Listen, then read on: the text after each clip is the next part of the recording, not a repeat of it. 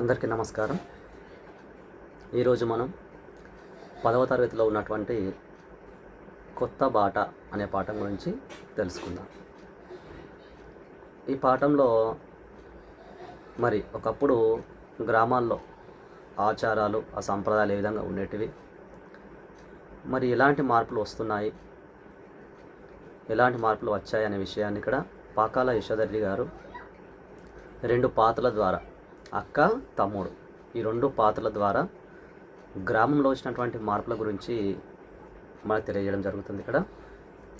అయితే ఈ పాఠం అనేది తెలంగాణ మాండలికంలో రాయడం జరిగింది.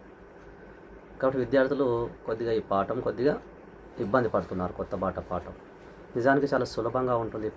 ఈ పాఠంలో ఏమేమి మార్పులు వచ్చాయి, ఒకప్పుడు అంతకుముందు గ్రామాలు ఏ విధంగా ఉండేటివి, ఇప్పుడు ఏం మార్పులు వచ్చాయనే విషయం తెలుసుకుంటే కనుక ఈ పాఠం అనేది చాలా సులభంగా ఉంటుంది, సులభంగా అర్థం చేసుకోవచ్చు. అయితే స్వాతంత్రం వచ్చిన కొత్తలో, స్వాతంత్రం కంటే ముందు ఎలా ఉన్నాయి గ్రామీణ ప్రాంతాలు, స్వాతంత్రం వచ్చిన తర్వాత అప్పుడే వేగంగా చాలా మార్పులు చోటు చేసుకున్నాయి. ఆ విషయాన్ని ఈ పాఠంలో పాకాల యశోధరెడ్డి గారు మనకు తెలియజేశారు. అయితే అక్క తమ్ముడు బస్సు దిగారు. అక్కడ నుంచి ఎడ్ల బండిలో వాళ్ళ గ్రామానికి వెళ్ళవలసి ఉంటుంది. అయితే అక్క తమ్ముడు ఇద్దరు బస్సు దిగారు. తమ్ముడు అంటున్నాడు, అక్క మనము ఇంకా ఎడ్ల బండిలో ఎక్కడి నుంచి మనము మన గ్రామానికి వెళ్ళాలి, కాబట్టి ఎడ్ల బండి ఎక్కువ అన్నట్లుగా అక్కను కోరాడు. ఎవరు? తమ్ముడు. అప్పుడు అక్క అంటుంది, నేను రానురా తమ్ముడు, అది ఎప్పుడు వేసినటువంటి బాటను, అది ఆ రోడ్డు బాగలేదు కాబట్టి, అంటే ఎన్ని కయ్యలు కొట్టిందో, అంటే వర్షాలు పడి ఆ నీళ్లు ప్రవహించడం వల్ల గుంతలు ఏర్పడతాయి. అప్ అండ్ డౌన్స్ కదా, ఎత్తు పల్లాలు ఉన్నాయి కాబట్టి ఎడ్ల బండ్లు ఎక్కితే నేను కూర్చుంటే నా నడుములు ఎరిగిపోతాయి. ఒక్కరిని నడుచుకుంటూ వద్దామంటే కాలు బెనుకుతుంది. కాబట్టి ఆ దారి వెంట నడవడం అనేది నా శాతగాని తండ్రి, అంటే నా తోటి కాదురా అన్నట్లుగా అక్క తమ్మునితోటి చెప్తుందన్నమాట. కానీ తమ్ముడు వినిపించుకోవట్లే అక్క మాటలు. ఖచ్చితంగా నువ్వు ఎడ్ల బండి ఎక్కవలసిందే అన్నట్లుగా అక్కతో చెప్తూ ఉన్నాడు. ఇక్కడ మనకు మాట వస్తుంది, ఏంది? సెవ్వు మీద పేను వార్తేనా, సెవ్వు మీద పేను వార్తేనా అంటే తలలో, అంటే ఇక్కడ చెవు, ఇక్కడ ఈ పై భాగంలో తలలో ఇలా పేను వాడుతున్నప్పుడు మనం వెంటనే ప్రతిస్పందిస్తాం కదా.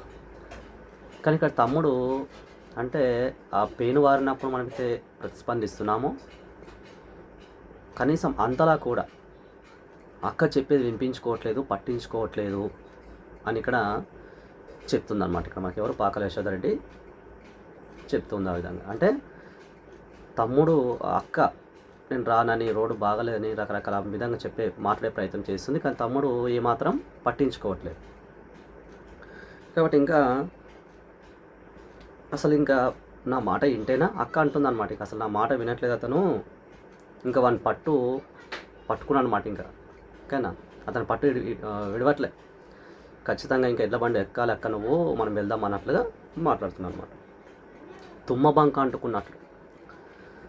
తుమ్మ బంక ఇక్కడ వేప చెట్టు కూడా ఇట్లా మన చిన్న ఆ కాండానికి చిన్న రంధ్రం చేస్తే జిగురు లాంటి పదార్థం వస్తుంది. గమ్ అంటాం మనం కదా, గోందు అంటాం మనం. చిన్న ఉన్నప్పుడు పుస్తకాలు అంటించుకోవడానికి మనం దాన్ని వాడేవాళ్ళం.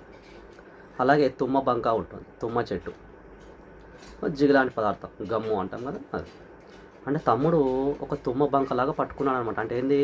అక్కను పట్టుకొని వదలట్లే. అదేవిధంగా ఇంకేమంటున్నాడు? అక్క మన ఊరి కొత్త బాట వేసినాం అక్క, నువ్వు ఖచ్చితంగా నువ్వు చూడవలసిందే, నువ్వు రా అక్క, ఇంకా ఖచ్చితంగా నువ్వు నీ ఎడ్ల బండి ఎక్కువ అన్నట్లుగా మాట్లాడుతున్నాడు. ఎట్లా? మొండి పట్టు అంటే ఏంది? ఇంకా అతను అనుకున్నది కావాలన్నమాట. సో మొండి పట్టు, ఇంకా జనిగే పట్టు అంటాం మనం. జనిగలో అంటాం కదా, నీళ్ళలో ఉంటాయి. నీళ్ళలోకి గీదెలు కానీ ఆవులు కానీ పశువులు దిగినప్పుడు ఆ జనిగలు ఏం చేస్తాయంటే పట్టుకొని రక్తం తాగుతాయి అన్నమాట. అంటే పట్టుకున్నాయంటే రక్తం తాగిన దాకా వదలవన్నమాట. సో అందుకే జనిగే పట్టు అంటాం. అంటే జనిగలాగా పట్టుకున్నాడు అనమాట అక్క. అంటే ఖచ్చితంగా అక్క ఎడ్ల బండి ఎక్కక్క, మనం వెళ్దాం, ఇంకా చాలా మార్పులు వచ్చినాక నువ్వు రాక్క అన్నట్లుగా తమ్ముడు చెప్తూ ఉన్నాడు. చూడండి ఇంకా ఏమంటున్నాడు, ఎట్లా ఇంకా నక్షత్రకుడిలాగా, ఎలా అంట ఒక నక్షత్రకులాగా పట్టుకొని పీడిస్తున్నాడు అనమాట. అంటే చూడండి ఇక్కడ నక్షత్రకుడు అనేటువంటి పదం ఎందుకు వచ్చిందంటే, ఇక్కడ విశ్వామిత్రుని యొక్క శిష్యుడు. నక్షత్రకుడు ఎవరు అంటే విశ్వామిత్రుని యొక్క శిష్యుడు అనమాట. హరిశ్చంద్రుని వద్ద అప్పు వసూలు చేయడానికి విశ్వామిత్రుడు ఈ నక్షత్రకుడు అటువంటి వ్యక్తిని అక్కడ వసూలు అప్పు ఇచ్చినటువంటి డబ్బులను వసూలు చేయడానికి నియమించుకుంటాడు అనమాట. ఎవరు? విశ్వామిత్రుడు. కాబట్టి ఈ నక్షత్రకుడు హరిశ్చంద్రుడిని ముప్పు తిప్పలు పెడతాడనమాట. అంటే బాగా పట్టుకొని పీడిస్తాడనమాట. సో అట్లా బాగా పట్టుకొని పీడించే వాళ్ళు ఏమంటారంటే ఇక్కడ, అందుకని అది నక్షత్రకుడు అంటాం. అది ఒక జాతీయంగా పడిపోయింది అనమాట. కాబట్టి ఇక్కడ తమ్ముడు కూడా ఒక నక్షత్రకుడిలాగా అక్కను అంటే రాక్క ఎడ్ల బండి ఎక్కక్క వెళ్దాం అన్నట్లుగా చెప్తూ ఉన్నాడు అనమాట. ఇంకా మొత్తం మీద అక్క ఎడ్ల బండి ఎక్కింది, ప్రయాణం మొదలైపోయింది. ఇంకా అక్కడ నుంచి వాళ్ళు బయలుదేరారు అనమాట. ఎడ్ల బండిలో ప్రయాణం మొదలైపోయింది, అలా వెళ్తూ ఉన్నారు. మరి ఎడ్ల బండి ఎక్కిన తర్వాత కూడా మరి తమ్ముడు ఊరుకున్నాడా అంటే ఊరుకోలే, మాట్లాడుతూనే ఉన్నాడు. ఎట్లా? వసదాగిన పిట్టోలే. చూడండి కొన్ని కీలక పదాలు బోర్డు మీద రాసుకున్నాం కానీ వసదాగిన పిట్ట. వసదాగిన పిట్ట అంటే వస అంటే ఒక రకమైనటువంటి మొక్క ప్లాంట్ కదా. అయితే ఎవరికైతే పిల్లలు అంటే మినిమం వయసు వచ్చిన తర్వాత మాట్లాడుతూ ఉంటారు పిల్లలు, కానీ కొద్దిమందికి తొందరగా మాటలు రావు. అంటే మినిమం ఆ వయసు వచ్చిన తర్వాత కూడా మాటలు సరిగా మాట్లాడకపోతే ఏం చేస్తారంటే ఆ వస అనేటువంటి మొక్క యొక్క పసరును ఆ పిల్లకు తాపుతారనమాట. అప్పుడు ఆ పిల్లలు బాగా మాట్లాడతారు. అట్లా బాగా మాట్లాడే వాళ్ళు ఏమంటారు అంటే వసదాగిన పిట్ట అంటారనమాట. అంటే వస మొక్క యొక్క పసరు తాగినటువంటి పిల్లలు ఎంతైతే గలగల మాట్లాడతారో అట్లా ఇక్కడ తమ్ముడు కూడా మాట్లాడుతూనే ఉన్నాడనమాట. ఓకేనా? వసదాగిన పిట్టోలే అంటారు. చూడండి ఇక్కడ వసదాగిన పిట్ట, ఇది మనకు సొంత వాక్యం ఇవ్వడానికి కూడా అవకాశం ఉంటుంది. ఓకేనా? వసదాగిన పిట్ట. ఇంకా ప్రయాణం ఇంకా స్టార్ట్ అయిపోయింది. ఇంకా వెళ్తూ ఉన్నారు ఎడ్ల బండిలో. తమ్ముడు చెప్తున్నాడు, అక్క ఇది ఈగకాలం కాదక్క, ఇది పూలకాలం అని చెప్తున్నాడు. ఇక్కడ ఈగకాలం అంటే ఆషాఢ మాసం, అంటే వర్షాలు పడుతున్నటువంటి సందర్భం. అది ఈగలతోటి కొంచెం జిబ్బుగా ఉంటాయి కదా అంతా. సో కాబట్టి అది కాదక్క, ఇది ఏమని చెప్తున్నాడు, ఇది పూలకాలం అక్క, అంటే వసంతకాలం. అంటే అప్పుడప్పుడు అన్నీ పువ్వులు పూస్తూ ఉంటాయన్నమాట. మంచి వాతావరణం అన్నమాట. ఇక్కడ చూడడానికి చూడముచ్చటగా చాలా చక్కగా ఉంటుందన్నమాట. అలాంటి వాతావరణం ఉంది. అది తమ్ముడు అక్కతో చెప్తూ ఉన్నాడు.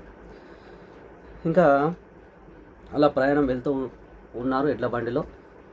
ఆ పుష్పాలతోటి ప్రకృతి అనమాట. ఇంకా అడవి గుండా ప్రయాణం సాగుతుందన్నమాట ఎడ్ల బండిలో వాళ్ళ గ్రామానికి. కాబట్టి అక్కడ ఆ ప్రకృతి వర్ణన ఇదంతా కూడా ఏం జరుగుతుంది, అక్కడ అడవి కూడా చాలా చక్కగా చాలా అందంగా కనిపిస్తుందని చెప్తున్నాడు. రకరకాల చప్పులు అంటాం కదా, పక్షుల యొక్క రకరకాల శబ్దాలు చాలా అందంగా వినిపిస్తున్నాయి. అదేవిధంగా అడవి అంతా పసరాకు పోషాకులు, కానీ పసరాకు పోషాకులు అంటే కొత్త చిగుర్లు వచ్చాయన్నమాట. ఇక్కడ ఆకులన్నీ రాలిపోయాయి, కొత్తగా చిగుర్లు వచ్చాయన్నమాట. చూడడానికి చాలా అందంగా అనిపిస్తున్నాయి చెట్లన్నీ కూడా. ప్రకృతి మొత్తం చాలా అందంగా ఉంది. ఎలా అంటే మనం కొత్త బట్టలు వేసుకున్నప్పుడు, వేషధారణ అంటాం కదా, ఎంతైతే అందంగా కనిపిస్తామో కొత్త బట్టలు వేసుకున్నప్పుడు, అట్లా ఇక్కడ అడవి కూడా ఆ ప్రకృతి కూడా, ప్రకృతిలో ఉన్నటువంటి ఏవైతే ఆ చెట్లు ఉన్నాయో వాటన్ని అందంగా రకరకాల కొత్త చిగుళ్ళతోటి ఆ పూతలతోటి చాలా అందంగా ఉందని చెప్తున్నాడు తమ్ముడు. కాబట్టి కొత్త బట్టలు వేసుకొని మనం అంటాం ఏమి ఇలా స్టైల్ కొడుతున్నాం అంటాం. అంటే కొత్త బట్టలు వేసుకొని చాలా సోకులు పడుతున్నాం ఏమరా అంటాం. అంటే ఇక్కడ కూడా ఈ ప్రకృతి అనేది ఈ కొత్త చిగురు ఆకులతోని చాలా అందంగా సోకులు పడుతున్నది అని చెప్తుంది ఇక్కడ పాకాల యశోదరెడ్డి. అయితే అద్భుతంగా వర్ణిస్తుంది ఇక్కడ ప్రకృతిని. సో ఆ విధంగా ఉందని చెప్పడం జరిగింది. మోదుగ వనం, అది అడవి కదా. అలా బాట వెంట వెళ్తున్నప్పుడు, తోవగుండా వెళ్తున్నప్పుడు అంతా అడవి కదా. మరి అడవిలో ఏమన్నా మోదుగ చెట్లు ఉంటాయి. అడవి అన్న రకరకాల చెట్లు ఉంటాయి. మోదుగ వనం అంటే మోదుగ చెట్లతో కూడినటువంటి అడవిలో కొన్ని మోదుగ చెట్లు ఉన్నాయన్నమాట. తెలుసు మనకు మోదుగ చెట్లు, ఈ మోదుగ ఆకులతోటి బేడీలు చుడతారు, బేడీలు చుట్టేవాళ్ళు కదా. అదేవిధంగా ఇస్తరాకులు అంటాం మనం. ఒకప్పుడు కింద కూర్చొని భోజనం చేసేవాళ్ళం మనం ఇస్తరాకుల్లో. అయితే మోదుగ చెట్టు యొక్క ఆకులతోనే కుట్టేవాళ్ళు అనమాట ఇస్తరాకు.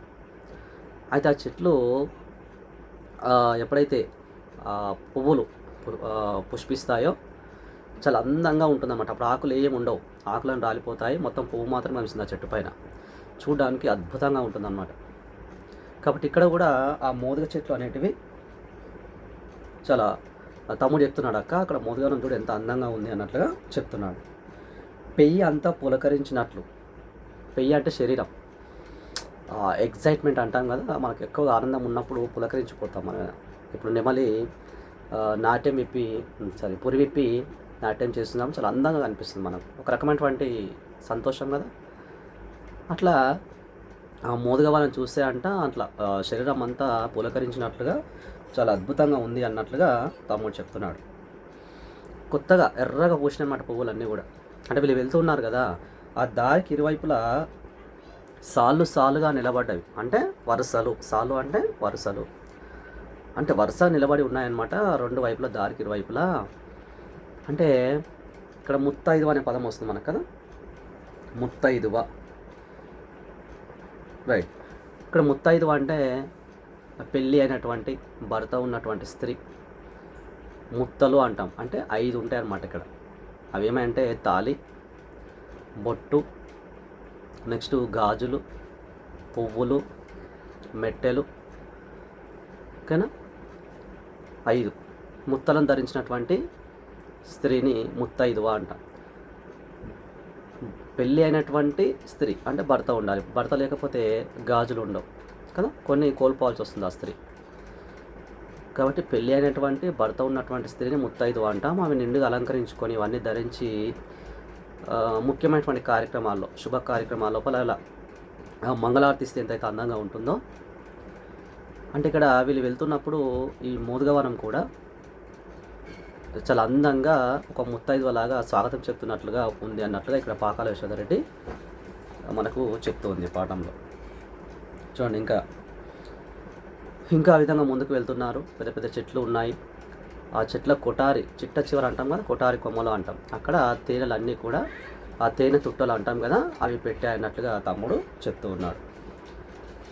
ఇంకా తమ్ముడు చెప్తూనే ఉన్నాడు అనమాట. చెప్పుకున్నాం కదా, వసదాగిన పిట్ట మాట్లాడుతూనే ఉన్నాడు. ఏమంటున్నాడు, ఏంది అక్క ఉల్కవు పల్కవు అంటే ఎటువంటి రెస్పాన్స్ లేదనమాట అక్క నుండి. ఉల్కవు పల్కవు అంటే ఏం మాట్లాడతలేవు అక్క, ఏందక్క అన్నట్లుగా తమ్ముడు ప్రశ్నిస్తున్నాడు. ఇంకా అంటున్నాడు, అక్క అక్కడ దిక్కుజరిన చెవువారిచ్చి విను, చెవువారిచ్చి, ఇది మన సొంత వాక్యం వస్తుంది. చెవువారిచ్చి అంటే చెవుల ద్వారా జాగ్రత్తగా వినడం అనమాట. ఇక్కడ తమ్ముడు చెప్తున్నాడు, అక్క నువ్వు చెవులతో కొంచెం జాగ్రత్తగా విను. ఏం సప్పుడు వస్తుందంట, కొన్ని శబ్దాలు వస్తున్నాయి. ఏమయ్యవి, కోయిల అంటే కోకిల కూస్తూ ఉందన్నమాట. కోకిలలు కూస్తూ ఉన్నాయి, అందంగా శబ్దాలు వినిపిస్తున్నాయి అన్నమాట. అయితే ఇక్కడ ఎలా ఉన్నాయంటే శబ్దాలు, ఎడవాసిన ఎదలను, ఎడవాసిన అంటే విడిపోయినటువంటి, ఎద అంటే హృదయం, అంటే వ్యక్తులు విడిపోయినటువంటి వ్యక్తులను మళ్ళీ కలపడానికి ప్రయత్నం చేస్తున్నట్లుగా చాలా అందంగా కోకిల యొక్క ఆ కూతలు ఉన్నాయని ఇక్కడ చెప్తూ ఉందన్నమాట మనం. ఇంకా అక్కడ ఉన్నటువంటి ప్రకృతి కోసం చెప్తున్నారు. ఇంకా అలా వెళ్తూ ఉన్నారు. ఇంకా అక్కడ కొన్ని చింత చెట్లు ఉన్నాయి అక్కడక్కడ, అవి ఇంకా చింతకాయలు అవ్వలేదని చెప్తున్నాడు. అదేవిధంగా పొన్నకాయలు అంటే తుంగకాయ అంటాం వాటిని, తుంగకాయ కాయలు ఒక రకమైన చెట్లు అనమాట ఇవి. ఇక్కడ ఇవన్నీ కూడా చాలా అందంగా ఆ చెట్లకు కాసాయని చెప్తున్నాడు. ఇక్కడ ఆడపిల్లలు సింగారించుకున్నట్లు, అంటే ఆడపిల్లలు అందంగా ముస్తాబైనప్పుడు ఎంత అందంగా కనిపిస్తారో ఆ విధంగా ఇక్కడ తుంగకాయలు కూడా ఆ చెట్లకు చాలా అందంగా కాసాయి అన్నట్లుగా చెప్తున్నాడు. యాపలు అంటే వేప చెట్లు, ఓకేనా, ఇక్కడ రాసుకున్నాం కదా. ఓకే, యాప చెట్లు అంటే వేప చెట్లు కూడా ఇప్పుడిప్పుడే అంటే మొగ్గలు అవుతూ ఉన్నాయన్నమాట. ఇంకా యాపకాయలు అవ్వలేదు, ఇంకా ఆ పూత వచ్చిందనమాట. ఇంకా ఆ విధంగా ముందుకు వెళ్తూ ఉన్నారు. ఇంకా ప్రకృతి అంటే దాదాపుగా వాళ్ళ గ్రామానికి పొలిమేర అంట, కానీ పొలిమేర అంటే సరిహద్దు. ఆ సరిహద్దు అంటే దగ్గరగా చేరుకున్నారన్నమాట. ఇంకా గ్రామాన్ని చేరుకోలేదు, ఇంకా ముందుకలా వెళ్తూ ఉన్నారు. ఇంకా వెళ్తున్నప్పుడు అక్కడ ఆ బాటకు ఇరువైపులా ఏమున్నాయంటే అక్కడ అంటే వాయిల్ పొదలు, ఇక్కడ రాసుకున్నాం కదా, వాయిల్ పొదలు, వాయిల్ పొదలు, వాయిల్ చెట్లు అంటాం, పొదలు గుబురుగా మనకు గ్రామీణ ప్రాంతాల్లో కనిపిస్తుంటాయి. ఇవన్నీ కూడా వాయిల్ పొదలు. నిజానికి మనము మామూలుగా ఏమంటాం, ఆయిల్ పొదలు అంటాం, ఆయిల్ చెట్లు అంటాం. అంటే ఆయిల్ అంటే నూనె.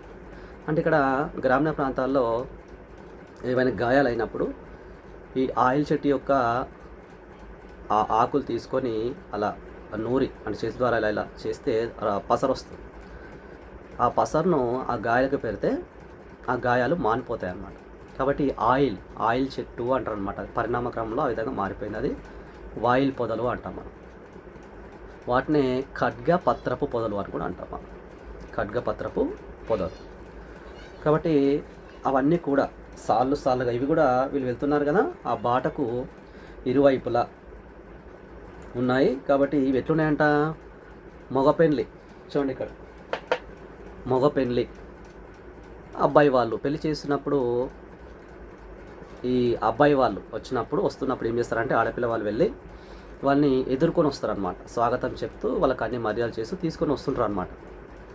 ఆ విధంగా ఈ ఆయిల్ పొదలు ఏవైతే ఉన్నాయో ఇవన్నీ కూడా వీళ్ళు ఆ ఎడ్ల బండిలో వస్తున్నప్పుడు మగ పెళ్లి నాడు ఎంతైతే మర్యాదలు చేస్తూ వాళ్ళని స్వాగతిస్తూ ఉంటారో ఆ విధంగా ఈ ఆయిల్ పొదలు, వాయిల్ పొదలు, ఖడ్గపత్ర పొదలు ఇవన్నీ కూడా అలా ఉన్నాయంట. ఒక విధంగా బాటకి ఇరువైపులా ముసలిమాన్లన్నీ, అంటే చాలా వయసు ఉన్నటువంటి, చాలా సంవత్సరం నుంచి పెరుగుతూ ఉంటాయి కదా మామూలుగా, అవన్నీ కూడా ఎండిపోతూ పక్క నుంచి చిన్న చిన్న పిల్ల మొలకలు అంటాం కదా, అవన్నీ కూడా చిగుర్లు వస్తూ ఉన్నాయన్నమాట.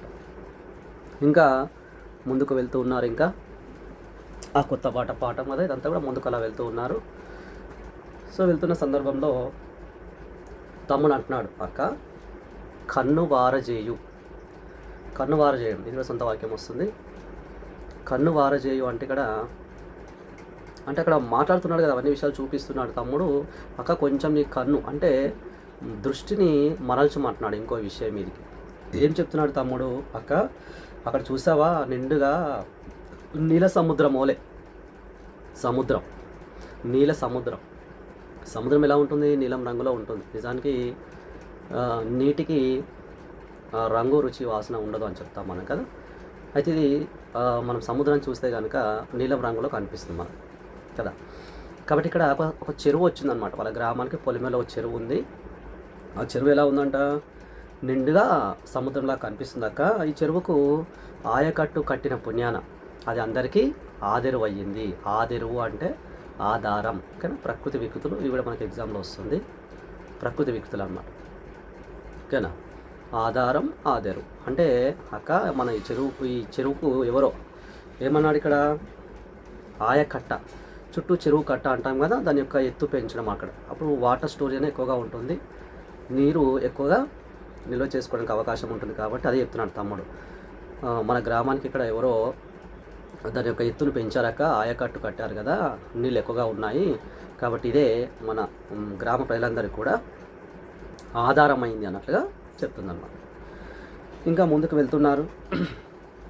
వెళ్తున్నప్పుడు అది ఎట్లా పాదరసం లాగా ఓకేనా మెరుస్తూ ఉందన్నమాట. నెలకు పాదరసం అంటాం, మెరిక్యూరీ కదా, అది ఒక దగ్గర స్థిరంగా ఉండదు, అలాగే జారుతూ ఉంటుంది, మెరుస్తూ ఉంటుంది అన్నమాట పాదరసం. ఆ విధంగా మెరుస్తుందన్నమాట. చాలా అందంగా ఉంది ఆ ప్రకృతి అని చెప్తున్నాడు. చెరువులో ఉన్నట్టు నీళ్ళు కూడా అలా మెరుస్తున్నాయి, చాలా అందంగా కనిపిస్తున్నాయి అని చెప్తున్నాడు.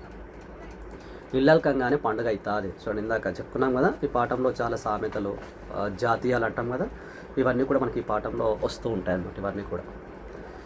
సో కాబట్టి అంటే ఇక్కడ ఇల్లల్కంగానే పండుగ అవుతుందా. చూడండి, ఇప్పుడు ఒక దసరా పండుగనో, లేదంటే ఒక క్రిస్టమస్ పండుగనో, లేదనుకుంటే రంజాన్, ఇలాంటి ఏవైనా పెద్ద పండుగల సందర్భంలో ఏం చేస్తాం మనము, ముఖ్యంగా గ్రామీణ ప్రాంతాల్లో ఈ పండుగ సందర్భం గ్రామీణ ప్రాంతాలు ఏం చేస్తారు అంటే అన్ని పూరి గుడిసెలు, పెంకటిళ్ళు, కానీ ఇది మొత్తం గ్రామానికి సంబంధించినటువంటి పాఠం ఇది. కాబట్టి మన యొక్క ఆలోచన అనేది ఎంతసేపు గ్రామం గురించి మనం ఆలోచిస్తూ ఈ పాఠాన్ని అర్థం చేసుకోవాల్సి ఉంటుంది. ఏం చేసేవాళ్ళు ఒక పండుగ వచ్చినప్పుడు అంటే ఇంటిని అలికేవాళ్ళు. ఇంటి లోపల ఆవు పేడ, ఎర్రమట్టి అంటాం మనం, ఒక చిన్న కుండ కదా, పాట్లో కొన్ని నీళ్ళు పోసి ఆవు పేడ ఎర్రమట్టి వేసి అందులో ఒక చిన్న క్లాత్ ఒక బట్ట వేసి చక్కగా కలిపి ఇంట్లో అంతా అలికేవారు. ఇంటి ముందు సాన్పి వేసుకోవడం, దాన్ని కలాపి చల్లడం అంటాం కదా, కలాపి ఆవు పేడతో చక్కగా ఇంటి ముందు కలాపి చల్లుకుంటారు.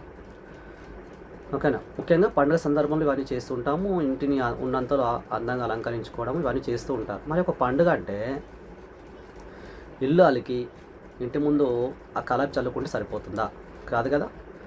పండుగ అంటే చాలా ఉంటుంది. ఎవరికి పండుగ? పేదవారికి పండుగ. డబ్బున్నవానికి ఎప్పుడు ప్రతిరోజు పండుగ. మరి పేదవాడు ఏం చేస్తాడు అంటే ఆ పండుగ వస్తుందంటేనే ఒక నెల 2 నెలల నుంచే ఒక ప్లాన్ చేసుకుంటాడు. అంటే ఇంటి అందరికీ బట్టలు కొనడం కానీ, తన కూతురు ఒక పెళ్ళి అయి ఉంటే ఆ కూతుర్ని అల్లుని ఇంటికి తీసుకొని రావడం, అందరికీ బట్టలు పెట్టడం, పిండి వంటలు చేసుకోవడం, ఇవన్నీ ఉంటాయి. అంటే పండుగ అంటే చాలా పనులు ఉంటాయి అని ఇక్కడ మనం అర్థం చేసుకోవాలి.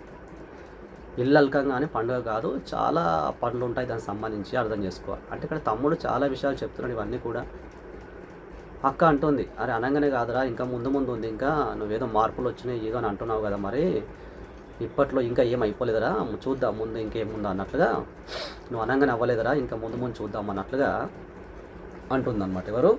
అక్క. ఇంకా ముందుకు వెళ్తున్నారు. చెరువు వచ్చని చెప్పుకున్నాం కదా, ఇదంతా చెరువుకు దగ్గరలో ఉన్నారనమాట. అలా వాళ్ళ ప్రయాణం కొనసాగుతూ ఉంది. అక్క తమ్ముడు ఎడ్ల బండిలో వెళ్తూ ఉన్నారు. మరి వెళ్తున్న సమయం లోపల అక్కడ కొర్రమాన్లు, చేపల్లో రకాలు చాలా ఉంటాయి. కొర్రమాన్లు చాలా పెద్ద చేపలు అనమాట. ఇవి ఆ చిన్న ఆ చేపలను అవి మింగుతున్నాయి అన్నమాట. ఆ వాటర్ నీళ్ళ దగ్గర ఆ విధంగా వాటర్లో దూకుతూ ఉన్నాయి. చిన్న ఆ చేప పిల్లలు మింగుతున్నాయి అన్నమాట. ఇంకా అక్కడ ఆ పక్కనే గవిన్లు అంటే గుహలు అని అర్థం. ఇది మనకు అర్థాల్లో అడుగుతూ ఉంటాడు. ఓకేనా. సింహాలు లాంటి జంతువులు గవిన్లలో నివసిస్తాయి. ఓకేనా. సొంత వాక్యం కానీ అర్థం కానీ అడుగుతూ ఉంటాడు. గవిన్లు అయితే ఇక్కడ గుడ్డేలుగులు ఉన్నాయన్నమాట. అక్కడ ఇవి ఏం చేసినాయంటే చెదలు అంటాం కదా, తెల్లగా ఉంటాయి పురుగులు కదా, అవి చెదలు.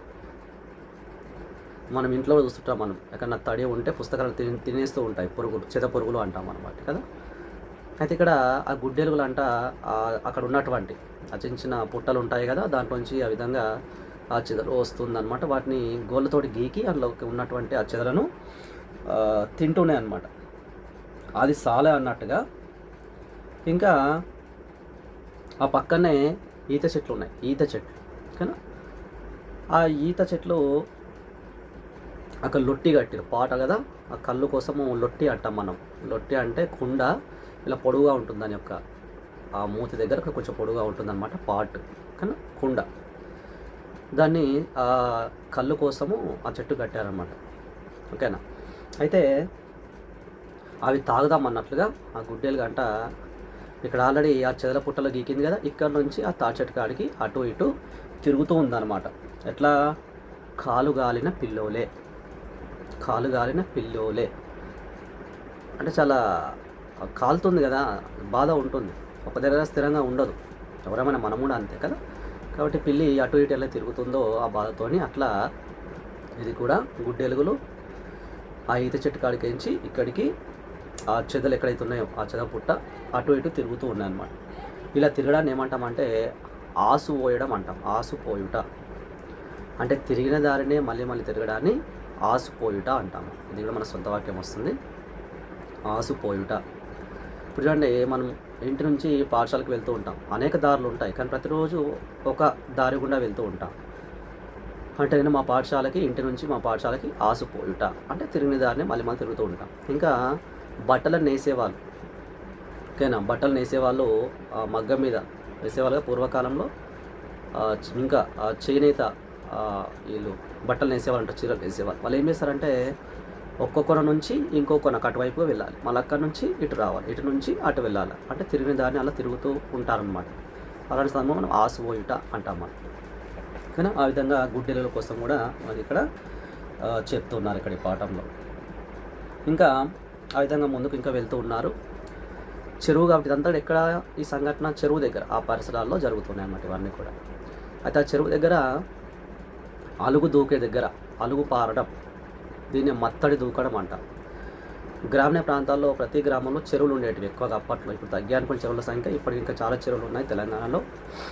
అయితే ఈ చెరువు ఎక్కువైనటువంటి నీళ్ళు ఏవైతే ఉంటాయో ఆ నీళ్ళు అనేటివి ప్రత్యేకంగా నిర్మాణం చేసినటువంటి ఆ నిర్మాణం గుండా బయటికి వెళ్ళిపోతాయి నీళ్ళు అనేటివి. దాన్ని అలుగు పారడం అంటాం, అలుగు దూకడం అంటాం, మత్తడి దూకడం అంటాం దాన్ని. అయితే ఆ అలుగు దూకే ప్రాంతం దగ్గర, అలుగు పారేటువంటి ఆ ప్రాంతం దగ్గర ఒక చిరుతపులి పడుకొని ఉందంట. ఏమన్నాడు, అక్క అక్కడ ఒక మగ చిరుతగండు అంటే ఇక్కడ చిరుతగండు ఓకేనా, చిరుతగండు అంటే మగ చిరుతపులి. తమ్ముడు అన్నాడు, అక్కడ చూసావా అక్క, అక్కడ చిరుతగండు ఉంది అన్నాడు. మళ్ళీ ఏమన్నాడు, అక్క కాదు అక్క, అది ఆడ చిరుతపులి అక్క అన్నట్లుగా మళ్ళీ చెప్తున్నాడు. అయితే ఆ ఆడ చిరుతపులి ఏమంటున్నాడు, అక్కడ ఈనిందేమో.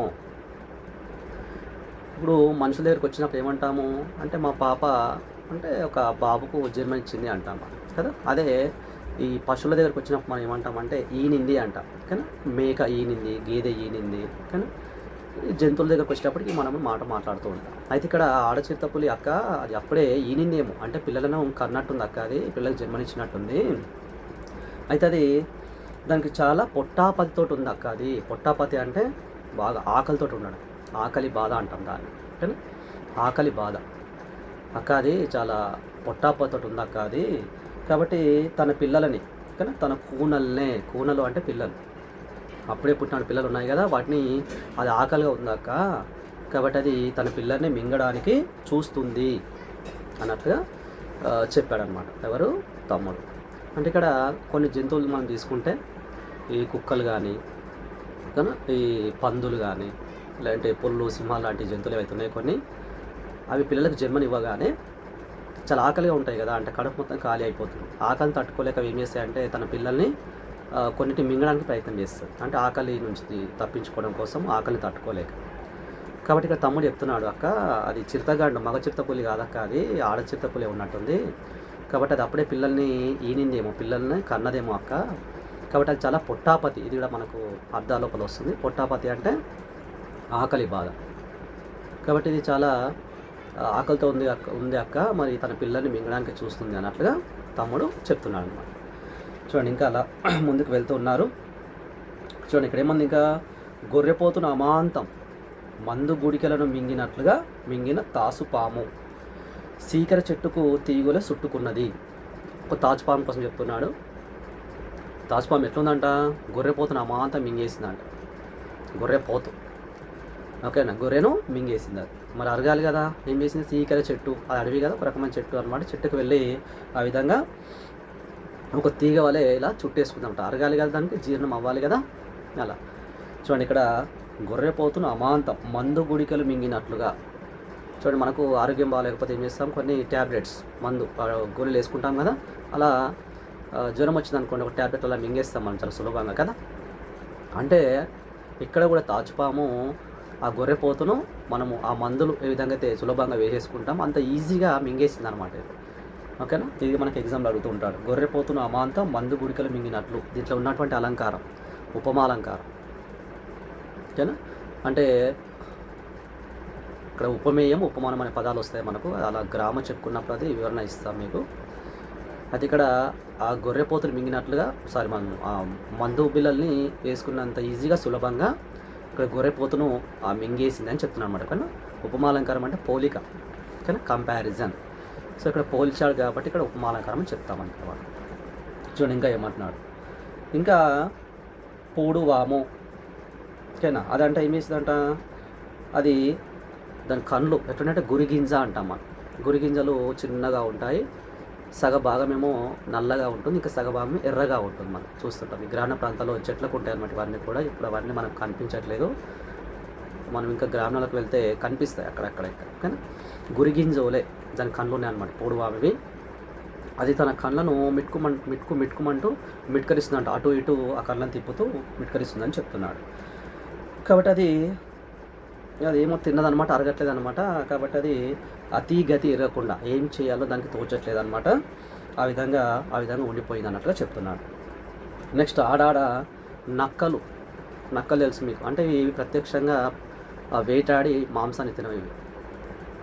వేటాడు ఓకేనా, ఆహారాన్ని స్వతహాగా సంపాదించుకోవాలి. ఏం చేస్తాయి, పులి కానీ సింహం లాంటి జంతువులు వేటాడతాయి జంతువులను కదా, ఆ వేటాడి వాటిని రక్తాన్ని తాగి మాంసాన్ని తింటాయి. తిన్న తర్వాత కొంచెం మాంసాన్ని వదిలేసి వెళ్ళిపోతాయి కదా. అలాంటి సందర్భంలో అక్కడ అవకాశం కోసము అక్కడ పొదల్లో నక్కి అవకాశం కోసం ఎదురు చూస్తుంటాయి అన్నమాట నక్కలు. తమ్ముడు అంటున్నాడు, అక్క చూసావా అక్కడక్కడ కొన్ని నక్కలు ఆహారం కోసము ఆ పొదలో నక్కినట్లుగా వాటి యొక్క ఆనవాళ్ళు గుర్తులు కూడా కనిపిస్తున్నాయి అక్క అన్నట్లుగా చెప్తున్నాను అనమాట. అలా ఇంకా ముందుకు వెళ్తున్నారు. ఇంకా పాలిపేర అంటే ఇక్కడ ఆనవాళ్ళు, ఓకేనా, అంటే నక్కలు అక్కడక్కడ అవకాశం కోసం మాంసం కోసం ఎదురు చూస్తున్నట్లుగా పొదలో నక్కి ఉన్న గుర్తులు కనిపిస్తున్నాయి అక్క అన్నట్లుగా తమ్ముడు చెప్తున్నాడు అనమాట.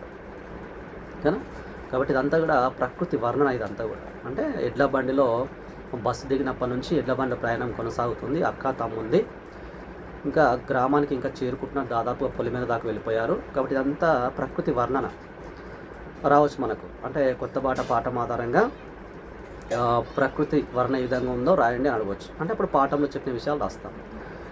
ఇది కాకుండా జనరల్గా అడగవచ్చు. అంటే మీ ఊరి యొక్క ప్రత్యేకతల గురించి రాయండి, మీ ఊరిలో ఉన్నటువంటి ప్రకృతిని గురించి రాయండి అన్నట్లు కూడా అడగవచ్చు. దాన్ని జనరల్గా అడగవచ్చు, లేకుంటే పాఠంకు లింక్ చేసి కూడా అడగడానికి అవకాశం ఉంటుంది. ఓకేనా, మరొక వీడియోతోటి మిగతా పాఠం చెప్పుకునే ప్రయత్నం చేద్దాం. నమస్కారం, అందరికీ నమస్కారములు.